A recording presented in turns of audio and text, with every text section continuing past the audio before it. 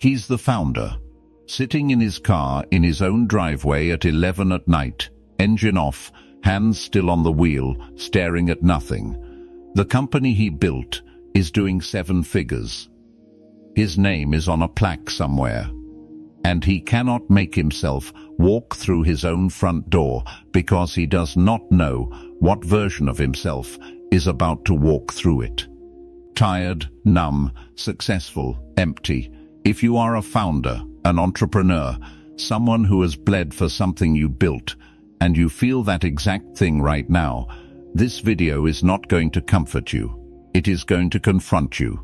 Because 2,000 years ago, a man ran an empire while his own body was falling apart, while war never stopped, while people he trusted betrayed him.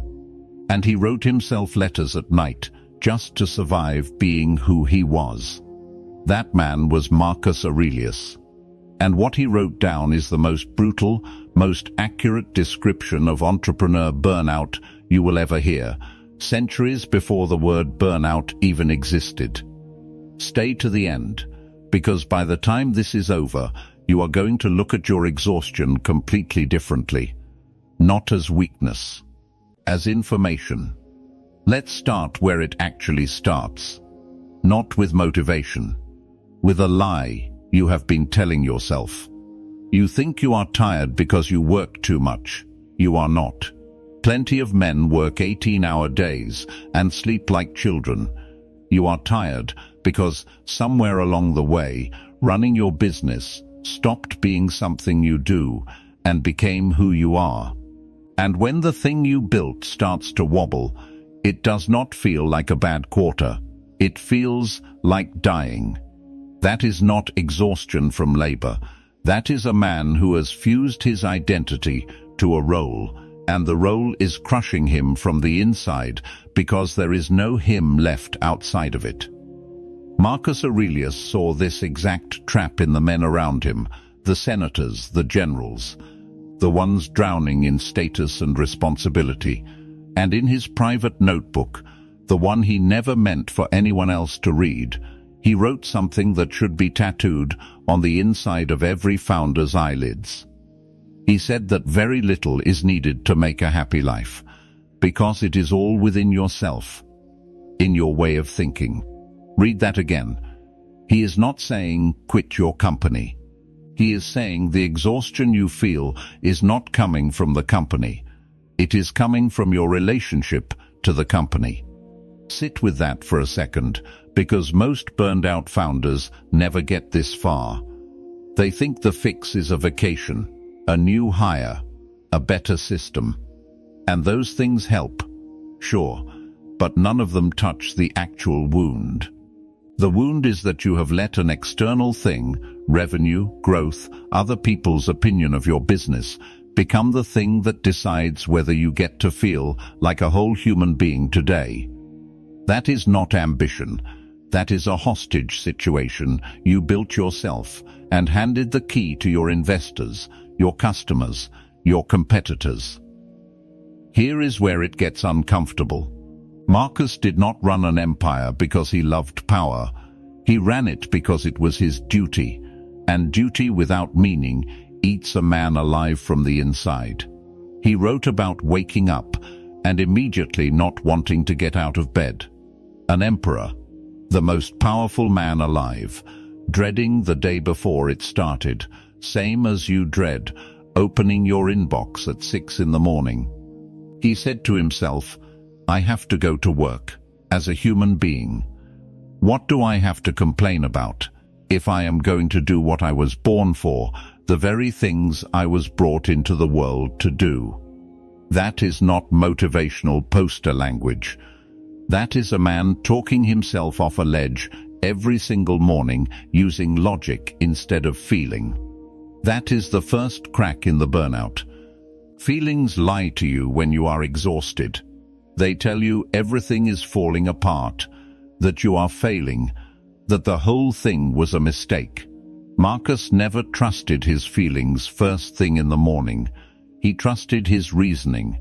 He reminded himself of his function before he let his mood decide his day. Founders skip this step constantly.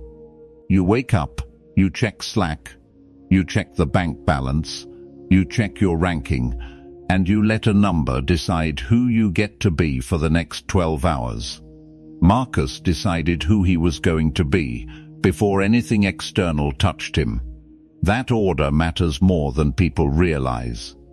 And here is something that will sting a little, but it needs to be said. A lot of founder burnout is not from working too hard. It is from caring about the wrong things too much. Caring what a competitor is doing. Caring what an investor thinks when they read the monthly numbers. Caring whether a stranger on the internet respects your business. Marcus governed half the known world, and he still wrote down, over and over, a reminder to stop wasting his one life on the opinions of others. If the most powerful man on earth needed that reminder daily, what makes you think you are exempt? This is the foundation.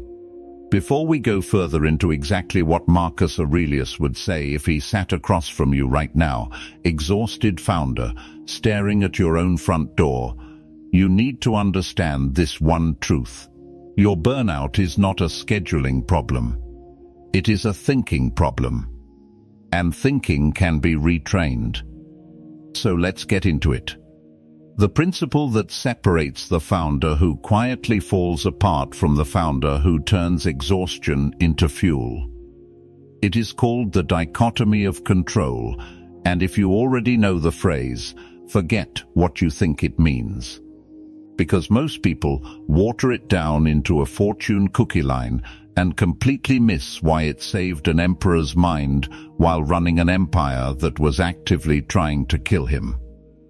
Marcus Aurelius divided everything in existence into two categories: things that are up to you and things that are not up to you. Your judgments, your choices, your effort, your character.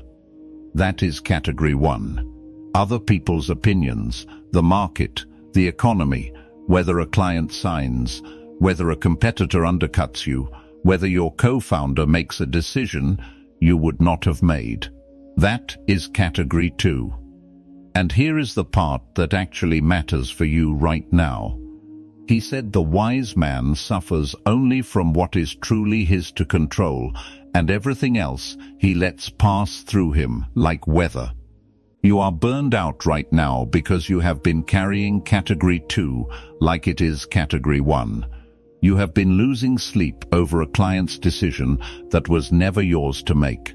You have been taking a slow month personally, like it is a verdict on your worth as a human being, instead of what it actually is, a number that moved. Marcus lost battles. He buried children. He was betrayed by men he trusted with his own life. And he still wrote, "The impediment to action advances action. What stands in the way becomes the way." Not because obstacles feel good, because he had trained himself to stop asking whether the obstacle should exist and start asking what he was going to do with it. This is where entrepreneur burnout actually lives. If you strip away the noise, it is not in the hours, it is in the argument you are having in your head with reality, the part of you that keeps saying this should not be this hard, this should have worked by now, I should not still be struggling at this stage. Every one of those sentences is you fighting something in category 2, something that was never yours to control in the first place. And every round of that fight costs you energy you do not have anymore. Marcus put it plainly. He said if you are distressed by anything external, the pain is not due to the thing itself, but to your estimate of it. And this you have the power to revoke at any moment. Read that as many times as you need to. Your bank account is not what is destroying you. Your interpretation of your bank account is destroying you. Your competitor is not what is exhausting you. The story you are telling yourself about what your competitor's growth means about your own worth, that is what is exhausting you. This is not a comforting lie to make you feel better. It is a mechanical description of how your mind actually works, and once you see it, you cannot unsee it. Now here is where most people misapply Stoicism and end up worse off, so pay attention. This is not about becoming numb. It is not about pretending you do not care whether your business survives. Marcus cared enormously.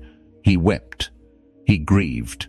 He wrote pages tormented over decisions. Stoicism was never about suppressing feeling.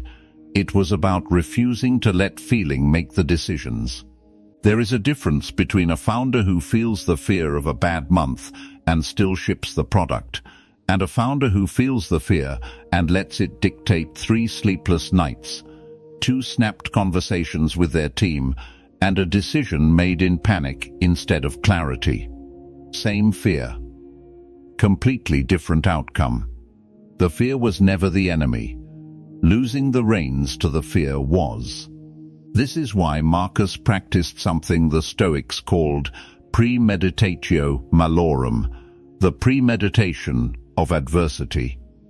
Every morning, before the day could surprise him, he imagined what could go wrong. Betrayal, loss, failure, death even, not to scare himself. To disarm the surprise. Because the thing that breaks founders is rarely the hard thing itself. It is being blindsided by it while believing everything was supposed to be fine. If you walk into every week already having made peace with the fact that a client might leave, a hire might not work out, a launch might flop, you are no longer fighting reality when it happens. You already shook its hand this morning. Think about what that would actually do to your nervous system if you practiced it for 30 days straight. Not toxic positivity, not pretending the bad month will not come. The opposite. Looking directly at the worst realistic outcome before breakfast, deciding you could survive it, and then getting to work anyway. That is not fragile optimism. That is armor built from honesty. And it is the exact opposite of what is currently keeping you up at night, which is a mind that keeps hoping bad things will not happen and then falling apart a little more every time they do. Marcus wrote something that should be read by every exhausted entrepreneur before they open their laptop in the morning. He said, "Waste no more time arguing about what a good man should be. Be one. Stop debating in your head whether you are supposed to be handling this better. Stop comparing your insides to some other founder's highlight reel. Just act from the part of you that is actually within your control, and let the rest fall where it falls." Because here is the truth underneath all of this Stoic philosophy. Underneath every quote, every letter, every private reminder, Marcus wrote to himself in the dark. Your exhaustion is not proof that you are failing. It is proof that you have been trying to control an empire's worth of things that were never yours to hold in the first place. And the moment you put down what was never yours, you get your hands free again for the one thing that actually was. Picture it for a second. Marcus Aurelius, sitting across from you right now. Not the marble statue, not the movie version. A tired man in his 50s, joints aching, empire falling apart at the edges, sitting across from a founder who has not slept properly in weeks. And he is not here to tell you that you are doing great. He is here to tell you the truth, because that is the only thing he ever gave anyone, including himself. He would look at you and say the first thing that needs saying. You are not burned out because you are weak. You are burned out because you have been carrying your business the way a man carries a corpse. Gripping it so tight, you have forgotten it is supposed to be alive, supposed to move, supposed to breathe on its own some days, without you holding every piece of it upright. He built an empire. He did not become the empire. That distinction is the difference between a man who leads and a man who is slowly buried by what he built. He would tell you something else. Something founders do not want to hear because it does not sound like strategy. He would tell you that your worth was decided the day you were born, and nothing your business does this quarter changes that number. Not a launch that flops. Not a client who walks. Not a year where the growth chart goes sideways instead of up. He wrote it plainly in his own private notebook that a man's worth is measured by what he values. And if you have let a spreadsheet decide what you are worth as a human being, you have handed your soul to an Excel file. He would say that gently, and then he would say it again, harder, because some lessons only land the second time. Here is the part that actually changes something. He would tell you that the exhaustion you feel is not a sign to stop. It is a sign to stop doing it wrong. There is a difference between the tiredness of a man dragging a weight uphill that was never his to drag, and the tiredness of a man doing honest work within his own control and resting when the work is done. One of those tiredness leaves you hollow. The other leaves you satisfied, sore, but whole. Most founders have never once asked themselves which kind of tired they actually are. They assume all exhaustion means the same thing. It does not. Figure out which one you are carrying, because the fix for each is completely different. He would remind you of something he wrote after burying people he loved. After losing wars he did not want to fight. After being betrayed by men he had trusted with his own life. He said that the best revenge is not to be like the wrongdoer. Sit with that. If you have been quietly bitter at a co-founder who left, an investor who passed, a competitor who copied your idea and got the credit. Bitterness is a second tax on top of the original loss. You already paid once when the bad thing happened. Do not pay again by carrying it around for months, letting it steal your sleep on nights that had nothing to do with it in the first place. Then he would say the hardest thing, the one that actually matters most for a founder, standing at the edge of quitting. He would tell you that you do not get to choose whether hard things happen. You only get to choose what you do next. That is the whole philosophy compressed into one sentence, and it is the exact sentence every burned-out entrepreneur needs tattooed somewhere. They will see it at 4 in the morning when the doubt creeps in. Not because it removes the hard thing, because it removes the second layer of suffering you have been adding on top. The layer where you argue with reality about whether the hard thing should have happened at all. He built an entire framework for founders centuries before founders existed. And it comes down to this. Control what is yours. Release what is not. Expect resistance before it arrives, so it never catches you off guard. Do not confuse your identity with your outcomes. And when the day is finally done, let it be done. Rest without guilt, because tomorrow needs a man who slept, not a man who punished himself all night for things a spreadsheet will forget by next quarter anyway.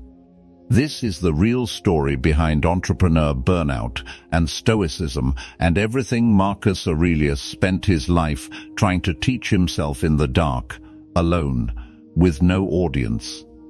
Writing to nobody but his own mind. He was not writing a philosophy book. He was writing a survival manual for a man who refused to let his empire hollow him out from the inside. And if you are a founder right now, sitting in your car, staring at your front door, dreading tomorrow's inbox, that manual was written for you too, 2,000 years early. So here is what you do tonight, not tomorrow. Tonight, write down one thing you have been carrying that was never actually yours to carry. A client's decision, a competitor's growth, an outcome nobody controls. And put it down, not forever, just for tonight. Let your body remember what it feels like to hold only what is actually yours. That is the entire practice.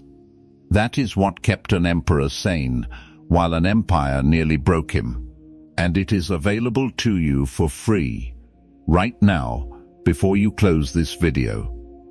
If this hit something in you, if some part of you needed to hear this tonight, do not just scroll past it. Hit like so this reaches the next founder sitting exactly where you are right now, staring at a door they are scared to walk through. Subscribe to Stoic Founder if you want more of this. Because this channel exists for exactly this moment, the nights nobody else understands, and share this with the one person you know who is quietly burning out and would never say it out loud. You did not build this to be crushed by it. Go rest, then go build.